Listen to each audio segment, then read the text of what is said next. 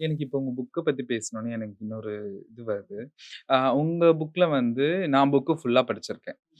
அதுவும் ஒரே நாள்ல உட்காந்து, காலைல உட்காந்து நைட்டுக்குள்ள அத படிச்சதுக்கு அப்புறம் தான் எனக்கு நிம்மதியா ஒரு தூக்கமே வந்துச்சு. ஸோ நிறைய இடங்கள்ல நெறைய பேர் சொல்ல தயங்கக்கூடிய விஷயங்கள வந்து வெளிப்படையா பேசியிருந்தீங்க. அது பல விஷயங்கள் வந்து நீங்க சொன்ன மாதிரி அது குழந்தைகளுக்கு இல்ல, அது பெரியவங்களுக்கு அப்படின்னு நம்ம சொன்னாலும், ஆனா எனக்கு எனக்குன்னு இல்ல. அத படிக்கிற யாருக்குமே வந்து அதுல ஒரு துளி கூட ஆபாசம் இல்லாத மாரி தான் இருந்துச்சு. ஸோ அந்த மாதிரி எழுதுறதுக்கு ஒரு டேலண்ட் வேணும். இன்னைக்கு நெறைய திருநங்கை மக்களாகட்டும், திருநர் சமுதாய மக்கள், எல்ஜிபிடி சமூக மக்கள் எத்தனையோ பேர் புக் எழுத ஆ முன் வந்துட்டு இருக்காங்க. ஸோ அவங்களுக்கெல்லாம் ஒரு பெஸ்ட்டா ஒரு அட்வைஸ் பண்ணணும் அப்டின்னா, நீங்க என்ன அட்வைஸ் பண்ணுவீங்க? என்ன அட்வைஸ் பண்ணுவேன்னா, மனசுல இருக்கிறது தெளிவா ஒரே எழுதுங்க. நிமிஷம் மம்மி. நீங்க இதுக்கு முன்னாடி என்ட்ட ஒரு தடவ சொல்லியிருக்கீங்க.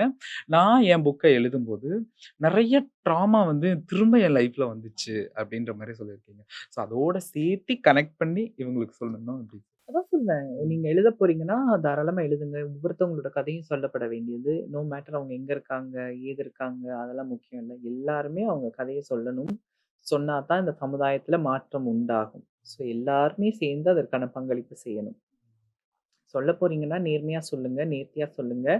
நீங்க எல்லாமே என்ன மாரி வெளிப்படையா சொல்லணும்னு அவசியம் இல்ல. உங்க மனதுக்கு எது லிமிட்ன்னு தோணுதோ, அது வரைக்கும் நீங்க சொல்லுங்க. ஆனா சொல்லுங்க. சொல்லாம இருக்காதீங்க. அதான் பிரச்சனை. இங்க ஒவ்வொருத்தரும் உங்க கதைகள உங்களுக்குள்ள புதைச்சு வச்சுட்டு, "நீ ஏன்டி பேசுறேன்னு?" கேட்டுட்டு இருக்கிறதால தான் இங்க பிரச்சனையே. நீங்க எல்லாருமே உங்க கதைய சொன்னீங்கன்னா, மக்களுக்கு புரிய வரும். மாற்றம் உருவாகும். அதனால சொல்லுங்க.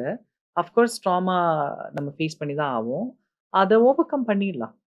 அது ம். வந்து பெரிய விஷயம்னு இல்ல. அது அந்த ட்ராமா வந்து எப்படி மம்மி இருக்கும்? நம்ம பொதுவா இருக்கிற அந்த ட்ராமா மாரி இருக்குமா? இல்ல அத ஒரு திரும்ப நம்ம அப்படியே அப்படியே உடைச்சு எடுத்துருமா? புக் எழுதும் உடைச்செடுக்கும். ஏன்னா, நம்ம புக் எழுதுறதே வந்து அமைதியான சூழல்ல தான் எழுத முடியும். ஸோ, காலையில அந்த சத்தம் கேட்கிற டைம்லாம் எழுத மைண்ட் வராது. மைண்ட் ரொம்ப டிஸ்ட்ராக்ட்டா இருக்கும்.